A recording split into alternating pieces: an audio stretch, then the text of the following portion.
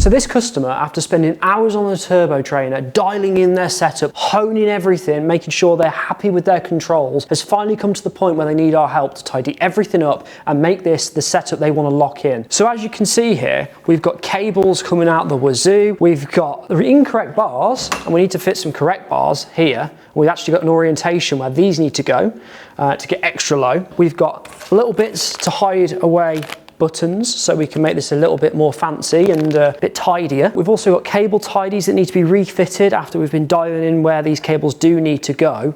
And we've also got a compression bung that needs to be refitted because there's been a bit of tinkering, and we also need to chop this head tube down a little bit. Then round the back, we've also got a bit of extra length here that we could do without. So maybe we can bring this in and shorten it down so we are not really rubbing our elbows against it. Right, so on a big job like this, when we want to be extra tidy and do everything correctly, and we can only cut once, we want to do our order of operations first, and that means stripping everything down once we have taken the measurements. So we'll go in, make sure we've got all this measured up so we can rebuild it exactly the same way it came apart. Once that's done, we can then cut everything down, measure up the cables, make sure they are in the correct places, measure up the hoses, cut those to length, fit everything back on, and then we can go into testing, which is our third point and our final point. Once everything's tested and fine, we can then ship it back to the customer. Right, so our first step is going to be measurements. We're going to try and keep this as simple as possible. We have two guidelines on top of the tri-bars here, and we're going to measure in between them to give ourselves accurate measurement of distance between here for when we remove them. So we're at 93.3 mil. I'm going to write that down. Now we've got the measurement between here. When we remove it, we know the exact gap that we need to put them in when we reassemble. We can also see this is running parallel with the stem, so we should be able to quite easily get these in the same place. The other thing we need to take note of is when I'm cutting these tri-bars down, we will remove these caps here and just see the bolt configuration, simply because we will be removing these off here to cut this bar down. We won't be removing the clamps because we believe we can cut it all in place. Just to make this nice and easy, I'm just going to take a picture. Makes it far simpler. We can see both fittings, 2 to the outside on each one. They are actually lettered as well, so you could just write down the letters, but just for ease, use the phone, take a picture.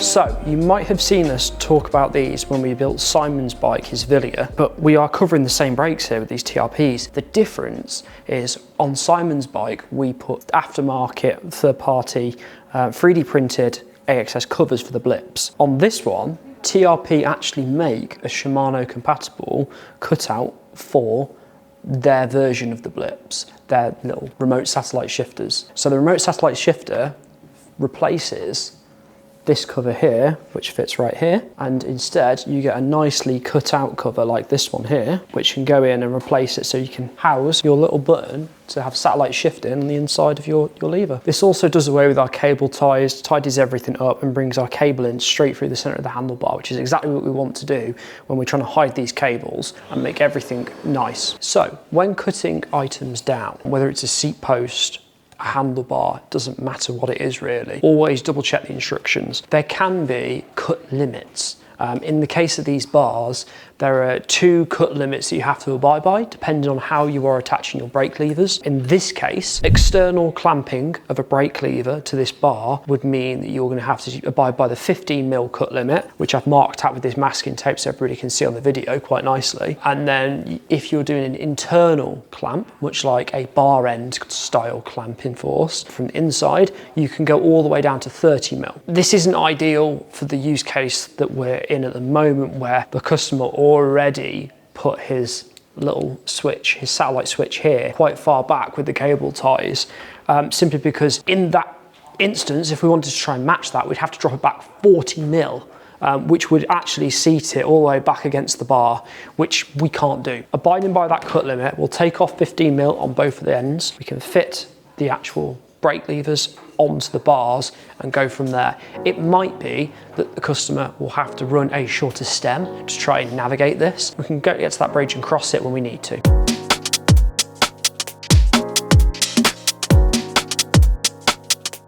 So we now have our bars all chopped down, ready to go.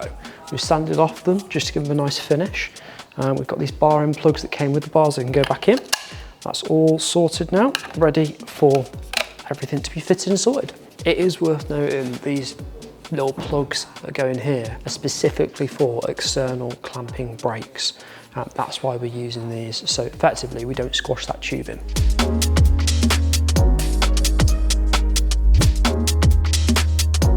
So the next job is to chop down the steerer tube to a nice flush length where we're not really seeing much of it and it's not getting in the way anymore. What we are going to do with this is run one 2.5mm spacer on top. There is a lot of leverage on a tri-bar. If we attach that to the front of the bike, we are extending that leverage all the way out there. We're going to put a lot of pressure on this headset moving backwards and forwards, not to mention the stem. If we do what we traditionally do with a lot of road bikes and we try and cut it just below the stem, it's not going to be ideal with clamping forces. We're actually going to be clamping less of the steerer tube. So in this case, we're going to run this small spacer so we can run full steerer tube length all the way through the stem, giving us maximum clamping force.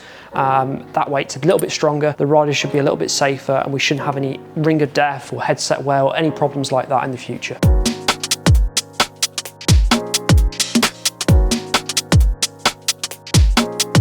Right, as you can see, I've just measured up this steerer. Made a little mark with the vernier caliper at the correct measurement. I've then put masking tape around that measurement so we can see a clear visual indicator. Some people use like a chalk pen or something like that, but this is really good just for the camera, so you can see this white barrier where we're going to be taking off 33.4mm off the top of there, which will give us a couple of mil above the stem so we can have the security of a full engagement like I mentioned before.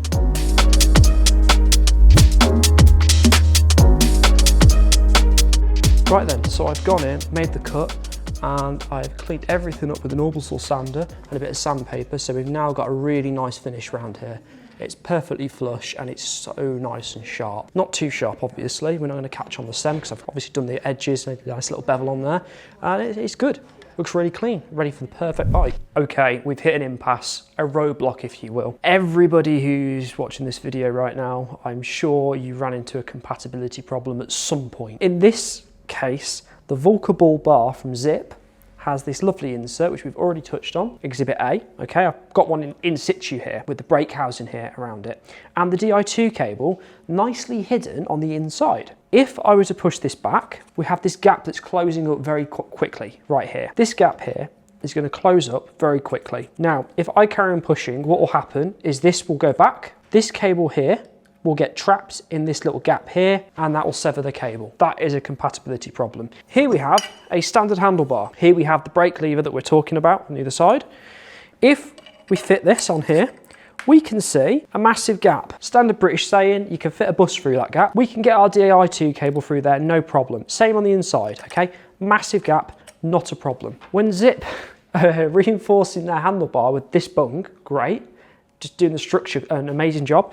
However, you are then left with a much smaller gap on the inside. This inner diameter here is now going to be causing a problem with that brake lever, because when everything is snug and fits up to the end of the brake, this gap here closes completely. So real time, I'll show you what I'm talking about. Inside of the lever where the Di2 cable is going to come out, Di2 cable Blip wireless button is going to be here. Cable's going to run this way and it's going to want to feed through here to go through the center of the bar. When we push right up, we have absolutely no space. And what that's going to do is cause a cable pinch. So how are we going to remedy this? Effectively, this unit here doesn't come in any other standard or variety.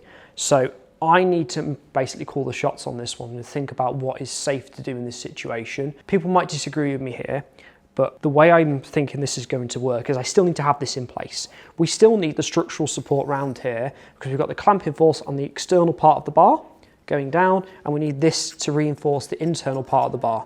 So we do not want to damage this surface here. really. What I'm going to propose and what I want to do is to make an incision at the end here at this lip. What will happen there is if we can cut a small part away, file a bit off, we can then put the cable going through there. It'll give it a safe passage through the center of the bar, hopefully making it compatible. That way we won't have a pinched cable and everything should run nicely and integrated and hidden away. It's not ideal, but sometimes you have to find a solution that's going to work for certain applications and instances. And this is one of those where we're going to have to make a solution, and that's what's going to be. Okay, we're here. We're done. We're finally done with this bike. And I'm saying that with a bit of a tone simply because it's been a bit of a journey. Obviously, we've had the problem we've just ran into here with the brakes. We've now got them all fitted up, nice and finished. Brakes working, they're doing their job, which is great. The little caveats that I'm not too happy about, hose length here. It looks rather long, doesn't it? And I wanted to have this hose length trimmed down a little bit. However, when this hose is all the way through, you only have, I want to say, around about 3 centimeters, an inch at the end of the bar to actually do the fastenings up. And then you have to push everything back, and it's going quite far back. So because of that, you end up having a lot of hose there. There is nothing we can do about it. Now, to remedy this situation, to make it a little bit neater, the band that holds the Di2 on goes all the way around the stem. At the bottom, we've run a cable tie underneath to that hose right there to hold it in place. This way, we're going to alleviate any chafing on the frame or anything like that, so we don't have any wear marks. We've also put a little grommet in there just to stop any cable hose rattle. So now we've got that nice, solid drop where we haven't got any rattling or cables slapping or anything like that. We've neatened up all of the Di2 cables here with this Velcro strap. We're not putting any strain on the Di2 cables themselves, causing any pinches or shorts. We've got working gears at the back, so that's all worked. So we've done our testing phase where we've checked all the gears. Now, I touched on this earlier, we left the steerer a little bit longer, not too much, but this is purely for the fact that we add in strength to the whole setup. We do not want any excess forces pushing down on here. You can see the flex. If the steerer is not all the way through the stem and we're not getting the full clamping force on there, we could get the stem migrating, and we don't want any movement there that will cause any excess wear. So off camera, little things that I also did, replace the seat posts. The customer brought in a replacement seat post for this. We've had to chop a little bit off the bottom to get it to fit, just simply because it's a little bit longer. We've also reset the saddle angle to where it was originally, so took some more measurements for that. Once we've bled the brakes up, we've tested everything, which was the third and final point that we needed to do, and everything is running fine. The Di2 is working, all the buttons are working, everything's been torqued on the component side of it. The flex has been checked, we're getting no headset wobble, the brakes are working, the seat post is not moving, we're putting a lot of power through that, and of course we will do a test ride on that and make sure that that is actually riding how it should be. But this now is ready to go. It's all neatened up, tidied up, and we've got that custom spec that he wants. For the mechanics out there wanting to know some of the struggles that we ran into with this project, we are going to upload a video to school.com talking about this. It's not going to be too long, it's just going to be a bit more in depth on some of the problems, maybe more for the mechanics than anyone. But yeah, join us over at school.com for that. Okay, quick one from me. Good job, Tom, first of all, tricky job. Now, considering some of our previous videos where we've been talking about pricing, I thought I'd come on to the end of this video and just give some insight as to how Tom and I worked out the pricing on this job. So first of all, we put this into a different category to servicing. We try to categorize servicing. Regular service work is different to technical and repair work. So this would normally come under our hourly rate, but it's very hard to price. Now, right now we have an emergency hourly rate where if you walk in off the street, you have to down tools and get to your job, get your ride in. That first hour is slightly more expensive. Then after that, we'd quote for a bigger project separately. So this is how we broke this job down. Put a little tally chart of the hours that we spent on it on the screen as we go. So first of all, one of the brakes was leaking when it came in. I think you saw Tom squirt it with IPA to try to work out where the leak is. So the first thing was to diagnose where that leak was, repair that leak, and that was 1 hour to repair that lever. The second one was bleeding up and making 2 brakes completely functional. So after we'd disconnected them, we obviously need to reconnect them, flush the entire system, service the caliper, put new brake pads in, also bed those new pads in using our brake bedding in machine and make sure those 2 brakes are functional. So about half an hour per brake, so that's another hour. And then we get down into sort of the cutting work. The first thing we had to do was cut the bar to specs. This required a little bit of research time, trying to work out exactly where we were going to put the cut, and also had to file that channel for the Di2 cables, as Tom explained. So that's another hour's work.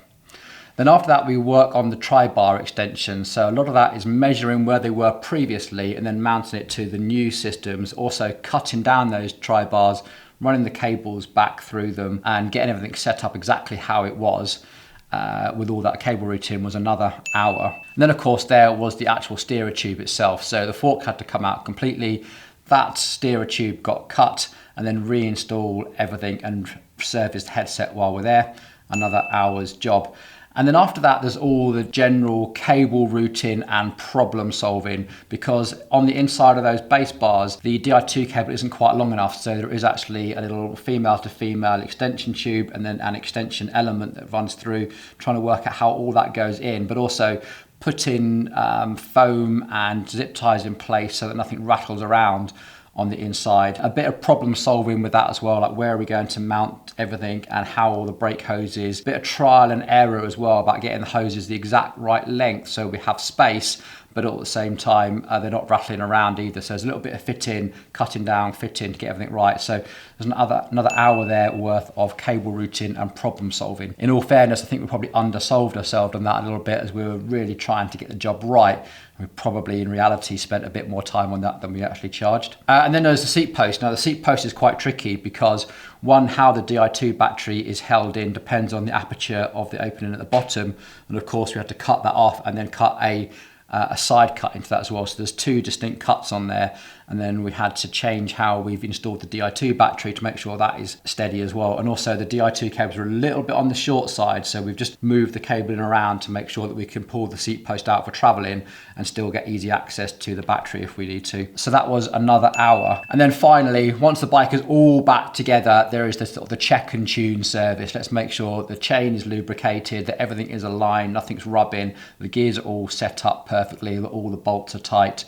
The tyres are pumped up, the bike is ready for the customer to take to the start line of a race and ride without a single worry. So that was another half an hour. So in total, I make that 7.5 hours of labour, which makes sense because Tom has definitely put an entire day's work into this project. Probably over a couple of days by the time there was a bit of problem solving and a bit of research in there, and of course filming it for you guys as well, which takes a bit of time. That obviously does not get charged to the customer. So there we go. I hope that transparency was useful to you and seeing how we break down the bill and explain everything to our customer as we go. In this case, the customer had actually written us an entire list of exactly what they wanted doing, and we pretty much followed that to the letter and then just communicated where we need to. Tricky job. Good job, Tom. Well done.